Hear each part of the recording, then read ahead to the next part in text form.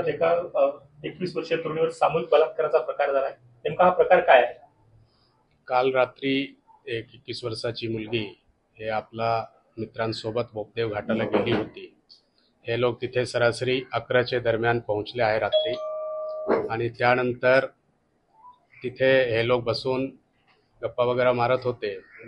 ते झाल्यानंतर त्या ठिकाणी 3 अनोळखी लोक आलेले आहे आणि त्यांनी जे आहे या मुलगाला मारहाण केली आहे आणि मुलगीवर अतिप्रसंग केलेले आहे. या घटना झाल्यानंतर मुलाने आपले नातेवाईक आहे त्यांना माहिती दिली आणि हे लोक जे आहे ते नंतर दीनानाथ मंगेशकर हॉस्पिटल येथे गेले होते. तिथे हे मेडिको लीगल केस असल्यामुळे त्यांना ससूनमध्ये पाठविण्यात आले आणि ससूनमधून आम्हाला जे पोलिसला सरासरी 5 वाजता सकाळी हे माहिती मिळालेली आहे आणि त्यानंतर जे आहे ते आपले टीम ॲक्टिव्हेट झालेलं आहे आणि यांच्यामध्ये क्राईम ब्रांचचे 5 टीम आणि 5 DBचे टीम तात्काळ लावण्यात आलेलं आहे.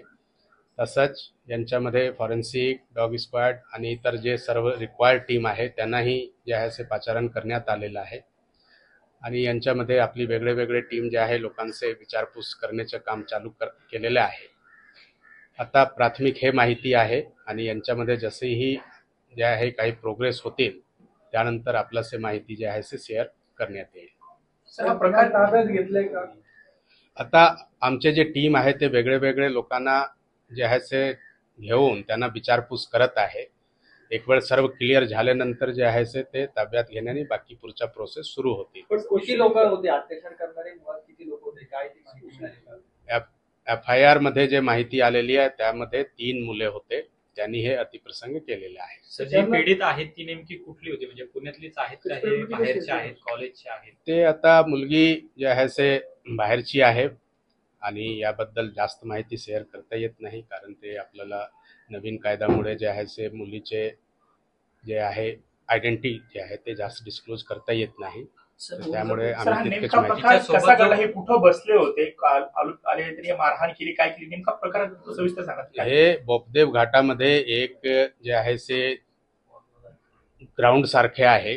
तिथे जे आहे ते लोक नेहमी जातात हे वॉकिंग वगैरे करायला आणि अधूनमधून असं कपल जे आहे ते त्या ठिकाणी जातात.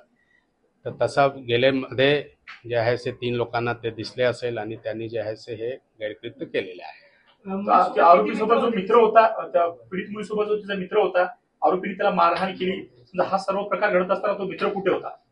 नाही, त्यांना तेच मारहाण करून त्यांना जे आहे ते डांबून ठेवला होता आणि त्यानंतर इथे अतिप्रसंग झाला. काय कुठली खोली वगैरे आहे? नाही, खोली नाही, तिथेच त्यांना त्यांचे शर्ट वगैरे हे करून, शर्ट बेल्ट हे करून बांधून ठेवलेलं होतं. पीडित सोबत एकच मुलगा होता, त्यांचे मित्र होता आणि ते दोघे तिकडे फिरायला गेले होते असं प्राथमिक माहिती आहे. पीडित जे आहे ते आता कॉन्शियस आहे, परंतु अजून ते ससूनला ऍडमिट आहे. त्यांचे स्टेटमेंट जे आहे ते आता घेण्यात आलेली आहे आणि आता स्टेटमेंटच्या आधारावर FIR दर्ज करण्याचा प्रोसेस चालू आहे. सर, मुलीला काही मारहाण वगैरे करण्यात आली? नाही, मुलीला मारहाणचे नाही आतापर्यंत माहिती आहे. मुलगाला मारहाण झालेली आहे थोडीफार, ते पण जास्त नाही, थोडीफार झालेली असं त्यांनी माहिती दिलेली आहे. आरोपी यांचा पूर्वी कधी संपर्क किंवा काय असा? आरोपी अजूनही पूर्णपणे निष्पन्न झाला नाही. आपल्या टीम जे आहे ते वेगळे लोकांकडून विचारपूस करत आहे. अजून एक वेळ आरोपी निष्पन्न फुल्ली होतील त्यानंतर आपल्याला काही माहिती मिळतील. सर, किती वाजण्यास सुमारास ते बोपदेव घाटाला गेले होते किंवा काय घटना त्या ठिकाणी? हे लोक सरासरी 11च्या सुमारास तिकडे पोहोचले आहे आणि 1 तासानंतर हे 3 मुले आले आणि त्यानंतर हे घटना घडलेली आहे. तिथेच म्हणजे त्याच टेकडी आहे, पूर्ण तर टेकडी मोठी टेकडी आहे, तर त्यांच्यामध्येच एक ठिकाणी झालेलं आहे. पोलीस मदत केंद्र बनवले गेले आहे. तिथे आपले लोक जाऊन वेळोवेळी व्हिजिट करतात. तर म्हणजे प्रत्येक वेळी तिथे लोक राहत नाही, परंतु वेळोवेळी जाऊन व्हिजिट करतात आणि तिथे जे काही म्हणजे पेट्रोलिंगचे आहे प्रकार ते करतात.